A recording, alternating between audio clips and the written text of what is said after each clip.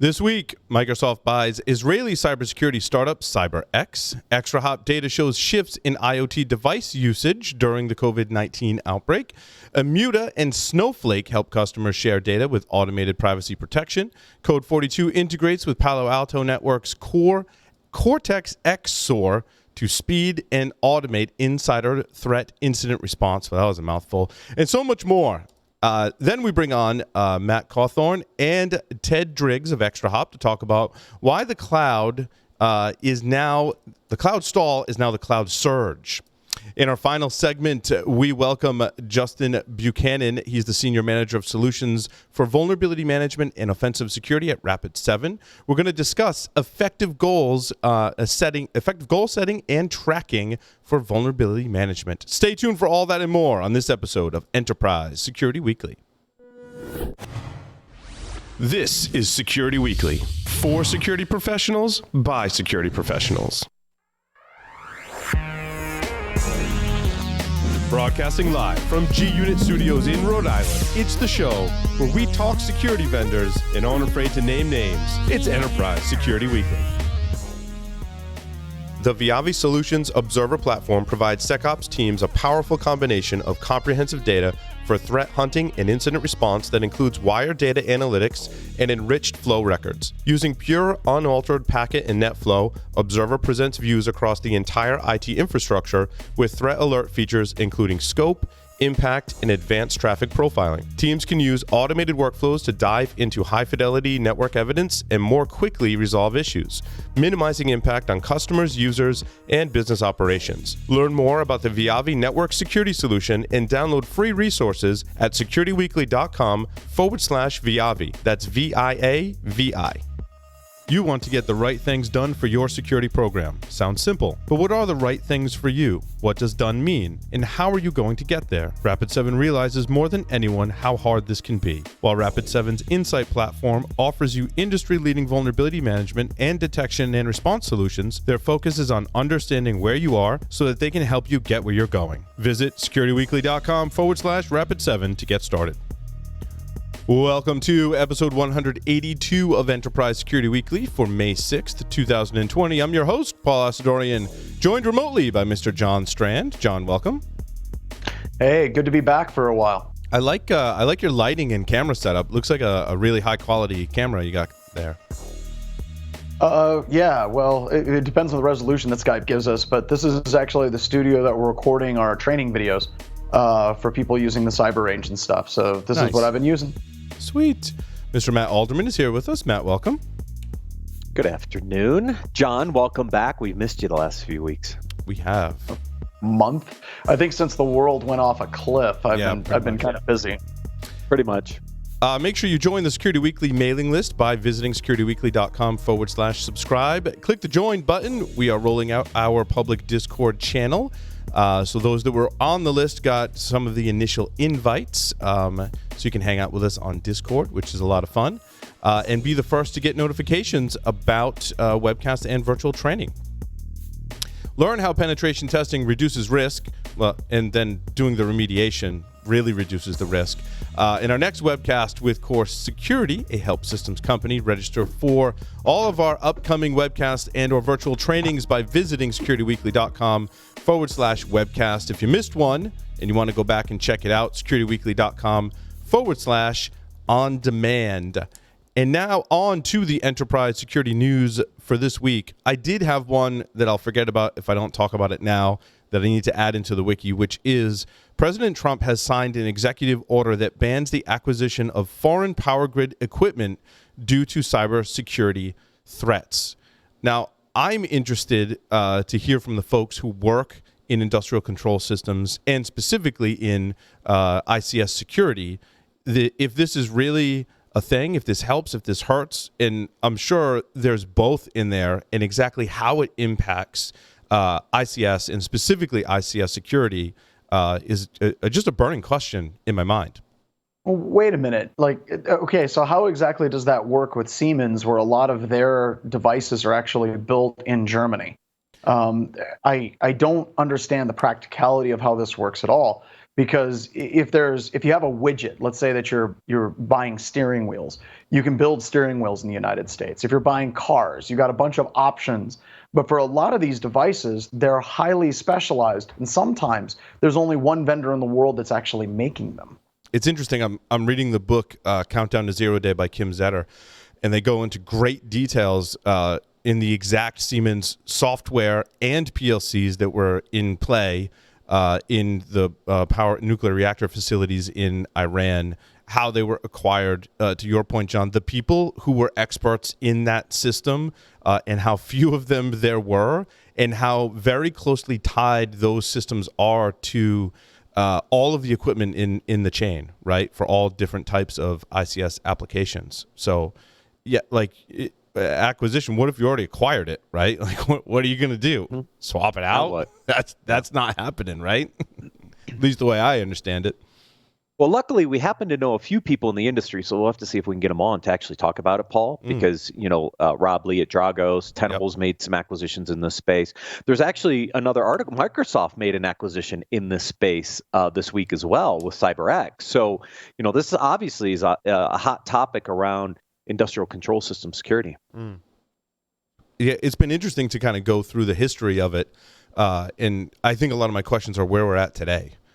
With it, right? Because, I mean, they take you through all the way back in the 80s, right? And some of the progression and some light details on that. And then also the Aurora project, right? And some more details on that. That's been covered in a couple of books that I've read because, we're on quarantine and stuff. So I listen to a lot of books and it's been covered a lot. I've been trying to jump in, and especially on a lot of the tests that we're doing that involve SCADA ICS systems, specifically looking at the defensive technologies. And this is one of those situations where I'm not going to name names. And the reason why is a lot of vendors in this space. I can see a huge difference in how the technologies are actually implemented, where you can have one customer that is doing a fantastic job and another customer is doing an incredibly mediocre job with the exact same product. But whenever I start looking at most of these products, honestly, if you start looking underneath the hood, a lot of times there's going to be Brozeek network traffic analysis, which is great. Saracata doing basic signature-based detection of attacks, which I also think is great. And then a lot of very custom rules for the logs that some of these devices actually produce. Once again, I have no problem with any of that. But honestly, what I'm seeing with most of these products is a really nice dashboard that's a hodgepodge of a bunch of open source and a little bit of proprietary technology actually going into it on the back end. But ultimately, it comes back to one simple rule. Who is driving that technology? I don't care how much money you're spending or what product you're actually using.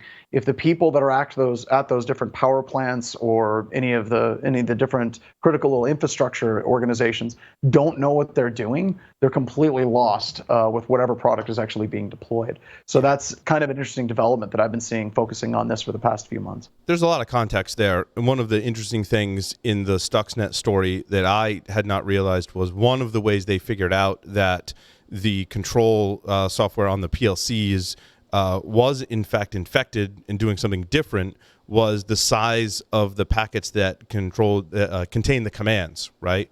Under normal circumstances, they were much smaller packet sizes versus a machine that was infected with Stuxnet and actually activated Stuxnet because it had all of the right equipment and software in its various checks inside of Stuxnet. And they did a comparison. They're like, wait, I don't know what commands they're running, but the packet sizes are noticeably different. The technologies you just talked about, John, can absolutely trigger on that particular scenario, but you have to understand the context, right? Behind why you're looking at packet sizes. Yeah, you have to actually know, right? And that's one of the problems that we see with many organizations that are very low on the security maturity curve.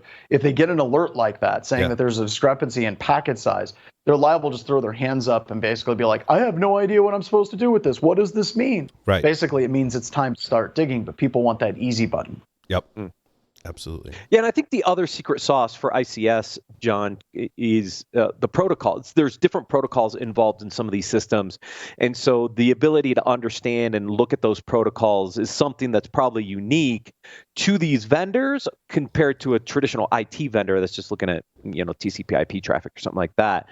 There's some secret sauce, but you could use these open source tools and build the right protocol detectors to detect that. Is that true? Yep. Yep, and Yeah, that's been in a lot of actually open source tools for some time. Usually it started with Modbus largely. Yeah. Yep. Let's see. What other stories were interesting, Matt? I know we didn't have much time. It was a crazy schedule today. Yeah, I want John to give me some feedback on. So Google Cloud partners with Splunk to form Splunk Cloud. So what does that mean for Chronicle? That's what I was going to say, and I'm starting to see Chronicle Backstory clawing back. I think it was about 4 or 5 months ago, we were referencing an article that basically said Chronicle Backstory was dead. And I hadn't seen a lot of life in it. I'm starting to see it kind of percolate up. But once again, why would Google be doing this partnership if they actually have a product that's in this specific space? And the only answer that I can come up with this is Splunk is huge. It's a massive customer base. And whenever Google's looking at the data transfer, the data storage costs, trying to compete with Splunk or just basically co-opting them and use them, there's a lot of freaking money there. So I don't think this is like a decision where they have no idea that they have a product like Chronicle Backstory. I just think the amount of money that they can make basically kind of co-opting the existing Splunk infrastructure for a bunch of different customers is going to be so much more than the product sales from Chronicle. Yeah, I know. I think that's a great point, John. Yeah, it just was a weird announcement to me. I'm like, wait, I thought you already had Chronicle. Why are you partnering with Splunk to build Splunk Cloud? Now, granted, I mean, if Google can make money off all the data and storage transfers, it's good for them, right? Which is significant when it comes to Splunk too. And once again, referencing, I can't remember if it was a Wired article that was talking about Chronicle Backstory or Forbes being kind of abandoned. If it is actually sort of being abandoned by Google, this might be another kind of like sign that Google is moving on from the full Chronicle Backstory product line. Either way, if I was working at Chronicle Backstory, if I was running that company, I would feel a little bit hurt. Hopefully they weren't blindsided by this. But basically, this is taking away a major motivator for people moving to Chronicle Backstory. And we'll have to see how it goes. But once again, I haven't seen Chronicle Backstory really implemented in any organizations yet. No. Lots of organizations want to use it. Lots of organizations are talking to the sales team. And almost every single one of them that I talk to, they say they're being pretty much ignored. And that's no way to start out a business at all. It's interesting. The other one I was interested in from John, since we have him this week, is Code42 integrates with Palo Alto Network's Cortex XSOAR to speed and automate insider threat incident response. So first of all, this is probably one of the first times we really understand Cortex being the Demisto acquisition and some of the things focused around insider threat. My question to John is, where do you see Code42 in enterprises providing insider and threat and incident response capabilities? It just seems like that's not their core business. I thought they were a backup solution. And we I'll disclose it. We use them for a backup solution. Yeah, we do. I'm just going to say, I have never came across Code42. I just haven't. But I can tell you once again, the whole insider threat space is currently in a massive amount of upheaval. If you're looking at purchasing a product and they're talking about insider threat detection, a couple of things. First, if you do not have the ability to properly detect an insider threat, your security program is garbage, because any compromise is basically going to effectively turn a compromised workstation and user account into a puppet, and it's going to be running as though it is an insider. But the upheaval is coming with MITRE. We have another story where we talk about attack automation and attack simulation. We'll talk about that here in a little bit. But right now, the huge push that needs to be done by every single vendor is how well do you type to MITRE? How tightly are your signatures written to like Red Canary and MITRE? And we'll talk more about that here in a bit.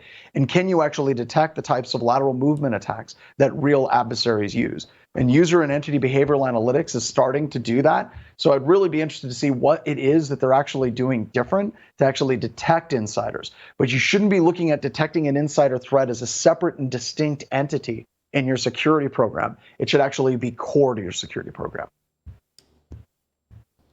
Essentially, skilled attackers become insiders. Absolutely. They assume the identity of an insider. That's wear it like a cloak, right? And that's where it's at, right? Code42 says is the leader in insider threat detection, investigation, and response. No, I didn't even know they did those things. Right. Yeah. That's my point. We weird. know them for backup and recovery because we use them. Yeah. But where does all this other capability come from?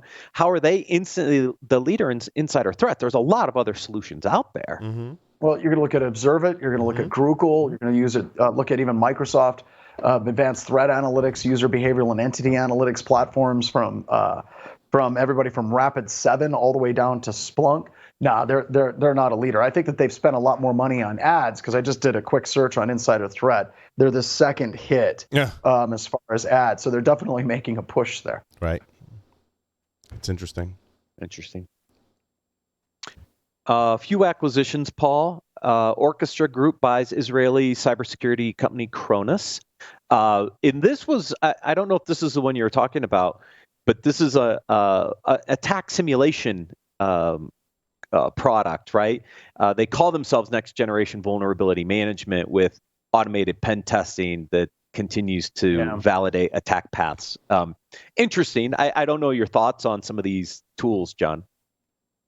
So I have absolutely no problem whatsoever with attack simulation. Once again, looking at Scythe and a lot of those products where they can actually mimic what an attacker actually does is fantastic. And every organization should be doing that. Where I start to get really frustrated and angry is whenever people start saying we can completely automate a red team, we can completely automate a pen test. If a company says that they can automate a red team completely from recon all the way to post-exploitation, one of two things or both is happening. Either A, they're not very good at red teams, or B, they're lying to you. There is absolutely a space for automation. It's great to find your blind spots. It's great to take care of 85, 90% of the attack and pivot surface in an organization. But whenever you're dealing with an adversary, a real human being, they can tie together multiple different data sources to actually put together a complete attack package in ways that automated tools just cannot do. And I know that I'm going to make some vendors mad with this, and I have no problem with that because they're wrong. But it seems like every 3 years we have this kind of resurgence of people saying, well, we can automate a red team. We can automate a pen test. They cannot. That is a slippery slope. It's a dangerous place to go through, and the argument is garbage. But what you can do with attack simulation is you can test your defenses. You can make sure that your alerting is on point. You can greatly increase the overall speed that your incident response teams can get on point on a computer system that's compromised. And as I've said in other shows, if you're looking at vulnerability management, if you're just running a scanner like Nessus or Qualys with no attack simulation, you're basically only looking at about 10% of the actual attack surfaces that real attackers take advantage of. To have a full vulnerability management program, you need to have attack simulation, and you need to couple it with your vulnerability management program. But don't let anybody dilute you and say we automate a red team or we automate a pen test, because trust me, those people are liars. Now, I could be lying too. I have a vested interest. I run a red team company. That's literally what I do. So you can either take it as I'm lying and what's that guy, the hammers and going through the mountain and competing against the steam engine. I could be that guy, absolutely. But if I sit down and I walk through any number of our red team reports, there's absolutely no way automated tools can replicate what an actual human being does at all. Yeah, and I work with a lot of different pen testing organizations and red teams and red teamers, and talk with them frequently about the TTPs that they're using. And then I look at the current state of AI and machine learning, and there's a huge disconnect there, a huge disconnect. Yeah. And just to point out an example, if you're a red teamer and you're going after an enterprise, how many times have you made decisions to go, oh, that didn't work, therefore I need to do this? And how often in those advanced enterprises are you going, I need to craft something unique or special, or rework something that is completely unique to this environment? That's something today, in my opinion, and those may agree, but in my opinion, AI is not solving that problem today. No. The way that I position breach and attack simulation is very similar to how I would position automated tools that are looking for bugs and or security exposures in my software, right? I push a release, there's automated things that run that are looking for bugs, they're looking at code coverage, and they're looking at vulnerabilities in different steps along the way. When you do breach and attack simulation, to me, that's a very similar process, except it's not really a lot of my software, it's someone else's software. I'm deploying Linux and Windows systems and other people's software in a specific configuration. That breach and attack simulation is telling me if I've made a mistake or need to improve my defenses to close down vulnerabilities in any of those systems. I think it's a vital component today to running an effective blue team in IT operations, to have those automated processes running to make sure that you're not missing things, right? I think that makes your penetration tests by actual humans way more valuable, right? Because they're going to tell you about the things that an actual human is going to do. And look, you're going to face attackers that are bots, and you're going to face attackers that are humans. And so having both of those run under your control is awesome. Well, and you know what? There's some examples, right? If you can automate and you can take care of 80% of the exploitation and pivot surface, then you have done your organization an amazing service for security. That's why that value is right there. It's right at the top. If I was a CISO, I'd be buying attack simulation software right now and running it as much as I can. But if I look at some attacks, just giving you an example of this phone that keeps ringing on me. Giving you an example of an attack, we found out that a particular two-factor vendor, if we set up an account that one of our target organizations had, if we set up an account that was a free account, a 30-day trial, we could use that two-factor authentication portal that we had to send spear phishing attacks from the two-factor vendor to our customer. And we could generate custom links where we could redirect our customer to a portal that would mimic the two-factor portal and capture user IDs, passwords, two-factor, and gain access to that organization's critical data. There's no way an automated platform is going to do that, because that took a pen tester beating their head against a wall, getting denied with a bunch of different technologies that were working really well, and it took them to step back and say, great, what am I not doing here?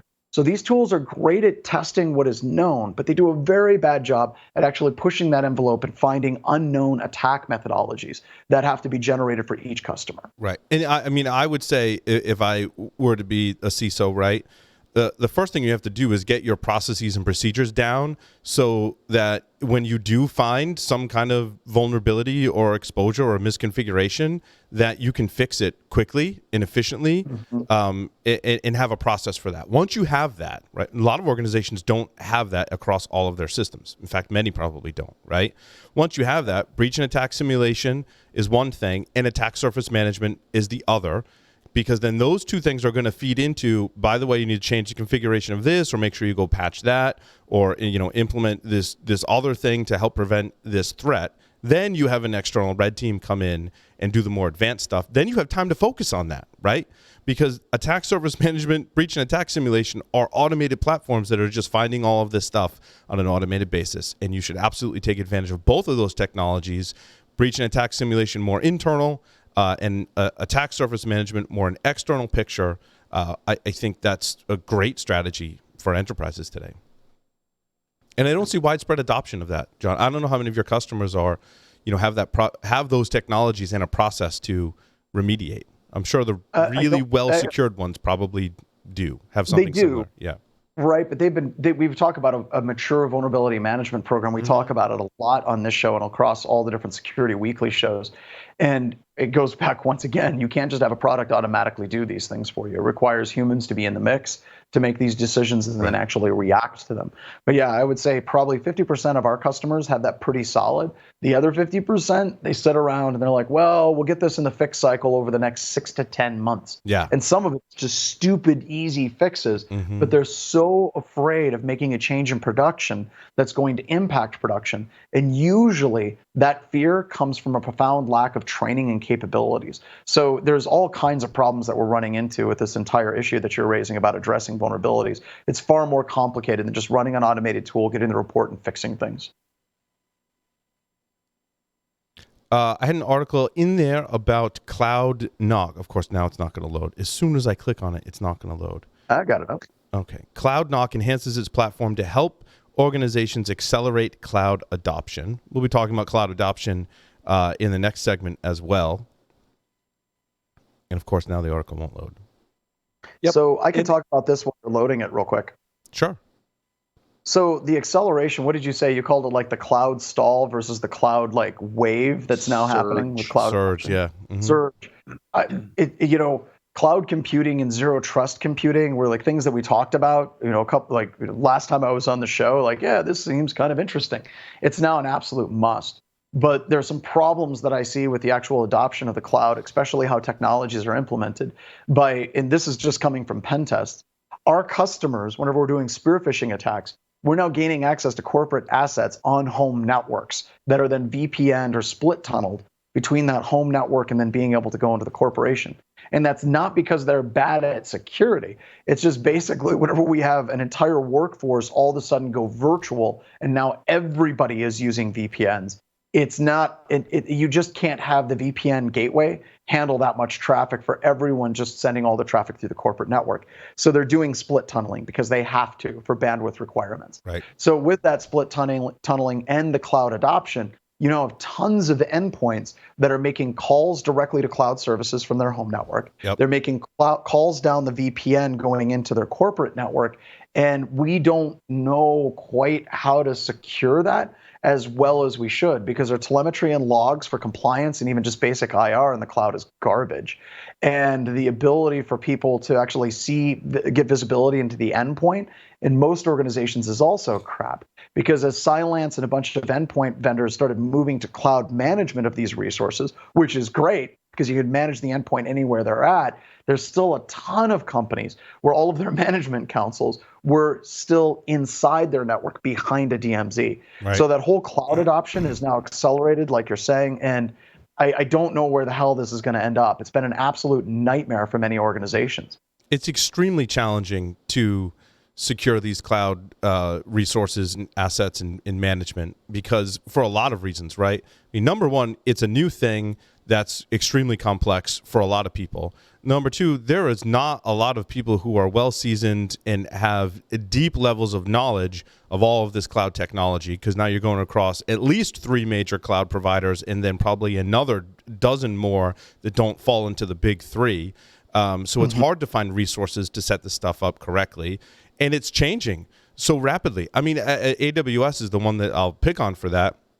They change stuff all the time. And sometimes their documentation's up to date. Sometimes it's not. So figuring out what all your roles are, what all your security policies are, not to mention your technology is changing very rapidly as well, right? You can spin up new resources. You can use new cloud services very, very easily. John, I go back to your example where in the Elastic component of it, or even just spinning up new technology, there's default templates. Like, oh yeah, just go spin that service up with like all the defaults. A lot of those defaults are pretty open when it comes to security and roles and controls. And that's just putting enterprises in a world of hurt when it comes to cloud security. Well, in another example, Bo has a class coming up for cloud penetration testing coming up in the next couple of months. And there's a book out there that came out late summer of last year about pen testing Azure. Yep. And he said that 90% of that book is now defunct and horribly out of date. Not because the book is a bad book, it's just that's how rapidly all the different APIs, the calls, the management interfaces are actually changing on Azure. Mm-hmm. And the terminology changes. I mean, we had Sean Metcalf on, I believe, and was talking about all of the different technologies inside of Microsoft and as well as available in Azure. And I was like, wait, what is that? Well, it used to be called that, and then before that was called something different, right? And just getting the terminology down is hard. It's moving so fast. Yeah. We have 2 articles that are covering aspects of this cloud adoption. We're going to talk about a little more in the next section, as you said, Paul. But what CloudKnox is trying to do is trying to put permissions around what users have access to in the cloud. I'm not quite sure how they do it. It'll be interesting. But to John's point, shoving everything through a VPN or a CASB in 100% remote environment just doesn't scale. So I'm not quite sure how CloudKnox does this. The second announcement is the funding announcement for Orca Security, which is a combination of a cloud vuln scanner, cloud security posture management, and cloud workload protection platform, right? Where people are, to your point, Paul, there's not only the cloud providers, but there's so many services within each of these cloud providers that understanding the configuration settings and what's open and not open is a challenge. So now you've got these startups coming out of the woodwork, and we've seen them around for a while. I think we're going to see more of them trying to get their arms around this big mass configuration in the cloud issue. Well, and you talk about the changes in that configuration. I keep wondering, how much money does it take for these companies that are talking about cloud security, cloud vulnerability management, and we talked about how these things are changing so quickly. Just what the hell is their staffing and their burn rate to be able to try to keep up with something like AWS and Azure? It's true. Yeah, it's true. Yep. Because there's constantly a new API endpoint that's got to be developed every time a new service comes out from one of these cloud providers. And now I got to write a connector into it to even understand how it's configured. And it's interesting when we look at deploying your own software, we can turn to containers and Kubernetes to do that, but that's an environment that almost suffers from the same sort of issues, right? From what I've gathered in talking with people, I mean, even just looking at what I know about containers, which is not very much compared to many out there, but the number of different configuration options that you have, and then how that just exponentially grows when you get into Kubernetes. You may say, well, I just want to run it, run a lot of these applications myself, and it's still the same challenges. Wow, that's some doom and gloom for everyone. Yes. Yeah, cheers. Thanks, Paul. Cheers. Yeah. Hey, let's leave it on a positive note. Job security for everyone in security. Yes. We certainly have that. Yeah. Any other articles? Did you look into the Immuta and Snowflake? That's one I did not look into. No, I did not. Share data into with that one deeply. automated privacy protection. Data governance. Yeah, it's a privacy play. It's you know what? I've never once heard a pen tester say, "Wow, that data governance product stopped us cold." Right. Ever. But it keeps them out of GDPR and CCPA fines, John. There you go. Hey, look, if it makes your auditor happy, at the end of the day, that's all that matters. ExtraHop is coming up next. They have an article in here that shows the shifts in IoT device usage during COVID-19 having broad security implications, which is kind of interesting. I think that ties into the homework stuff. That goes into our earlier doom and gloom conversation. Right. IoT, ICS, and SCADA devices. And there's a lot of these facilities also now don't have a lot of people. You may be relying on some of these IoT devices if you have infrastructure on premise to be able to access some of your stuff or manage some of your stuff or maintain anything inside of a building remotely. And so they're more critical. And as we know, extremely vulnerable for the most part. Yes. Cool. Well, that concludes the news section for the show today. Stay tuned. ExtraHop is coming up next.